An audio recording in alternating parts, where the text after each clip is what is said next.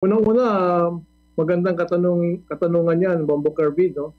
Ang Philippine National Police, no, meron naman tayong programa na kapag dumarating ang mga panahon na lalong-lalo na yung Kapaskuhan at ibang mga okasyon sa atin, lagi may paghahanda ang PNP. But bukod tangi sa PNP Anti-Cybercrime Group, particularly dito sa Regional Anti-Cybercrime Unit 2, ay meron kaming ginagawa na kakaiba sa ibang mga units ng kapulisan. Meron kaming tinatawag na cyber patrolling, no? Ginagawa namin to basically araw-araw. Araw-araw namin itong ginagawa at nagmo-monitor kami ng mga illegal at mga pwedeng maging problema ng ating rehiyon. At the same time, pati ng buong national na nagsusupport tayo. Opo, sir. Sir, so far ho, doon po sa cyber patrolling, kumusta sir? Ano po yung madalas ho ninyong nakikita ho riyan? So far, no, sa aming pagsisiyasat online sa ating internet, no, madalas natin na-encounter ang mga scam, no, mga scam, yung mga nagbebentahan ng mga naglolokohan online. At yan din ang pinakamataas na reklamo na natatanggap ng ating tanggapan. Ang violation sa swindling, sa fraud, lahat yan ay dumadaan through the usage of ICT. Opo. Sir, no, syempre, yun pong mga ganyan, may na-monitor na ho kayo sa ngayon? Dito po sa atin? Meron po tayo na, basically, simula nung nag-assume po tayo na mahigit isang buwan pa lang, no, ay marami din tayo na isa pang kaso dito sa riyon. Mga pumunta po sa ating opisina at nagreklamo ng mga pangluloko na gumamit ng internet at the same nakuha ng pera at gumamit ng mga iba't ibang mga financial accounts. Kunyari, dumaan sa GCash, example lang po yan, no? Dumaan sa ibang bangko, ay tayo nakagamit ng cyber warrants na ayon sa batas at basically naisampa na po natin sa piskalya na inintay po natin magtuloy-tuloy na po sa korte. Opo. Sir, ano po yung madalas na sir, na parang mga naitatala ho ninyo na klase ho ng swindling or yung po mga panggagancho online po?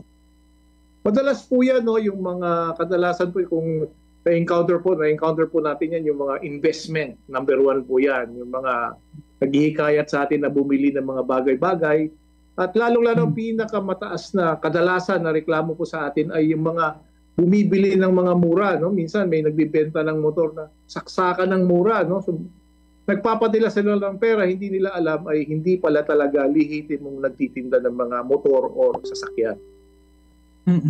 Oh, yun lamang po. Anyway, sir, no? Syempre, ngayon po at holiday season, may mga nakikita ko ba kayong usual na tumataas na mga klase ko ng pang-i-scam kapag ganito pong panahon? Actually naman, no, tuloy-tuloy naman po ang pag-monitor ng PNP Anti-Cybercrime Group. But titingnan natin dyan, medyo tumataas ang mga ganyang reklamo.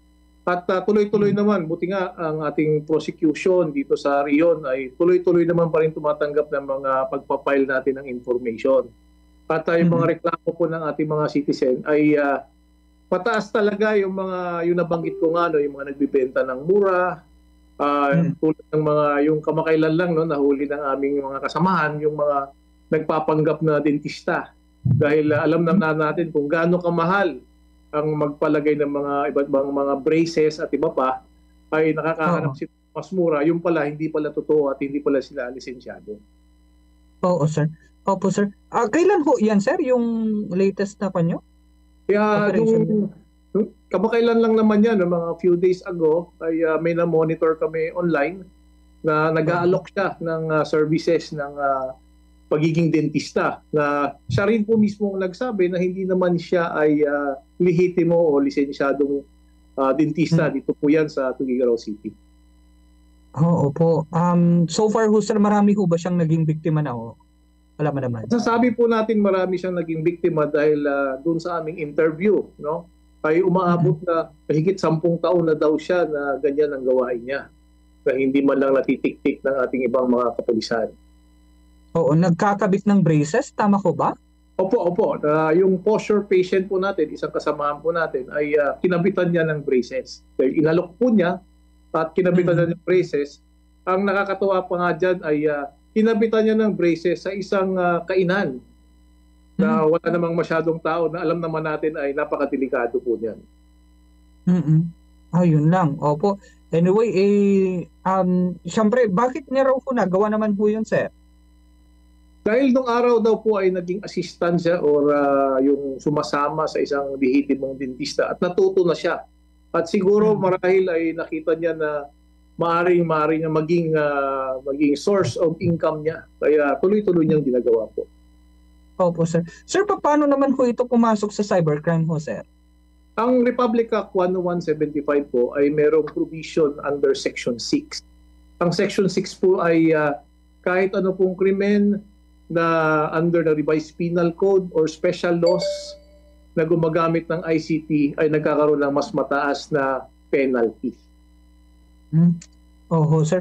Anyway, yun na lamang ho, sir, no, kaugnay ho riyan. Pero as to dun sa mga tips ho ninyo sa mga kababayan ho natin para maiwasan na sila ho'y maging biktima ng mga panluloko, ngayon pong papalapit na Kapaskuhan, meron ho ba kayong paalala, Colonel Fernandez ho, sir? Opo, no? Unang-una, nananawagan po tayo sa publiko na kung kayo po ay mahilig mag-online yung bumili sa mga online stores, no? Siguro ang unang-una titignan po natin dyan is yung platform ba na binibilihan nyo ay lehitimo.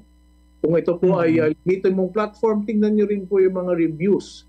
Kung ito po ay bibili. At ang kagandahan nga po niyan, kung ang online store na po yan, kung nung araw po ay nakabili na kayo dyan, medyo mas maganda-ganda po ang chances na maganda po yung pagbibili nyo. Mag-ingat po kayo sa mga nagtitinda online na wala namang katulad na safety features na katulad ng GCash, katulad ng iba't ibang mga platforms at may mga insurances sila at may mga paraan sila para protektahan yung mga consumers po. Opo, sir. So far ho, sir, kapag pag-uusapan po yung pong sa online, sir, ano po yung mas advisable po, sir, kapag kaganyan? Cash on delivery or yun pong bayaran na po nila online dati, yung pong mga in-order po nila? Actually, ang ano naman po niya, no, parehas lang naman din po yan na safe naman po kung ang platform po nga ay mayroong insurance or safe. Tulad ng isang platform na nabanggit ko, no, tulad ng sample po ay GCash. Ang GCash po ay may G-Insure. At ganun din po yung mga platforms na maaari nating pagkunan, no? Katulad ng mga online platforms yan. Meron niyang chine-check once tayo ay bumili para ma-insure yung ating mga produkto na binibili. Kahit po cash on delivery or online payments, wala pong problema yan. Basta sigurado po yung platform. Sa Radyo Bombo!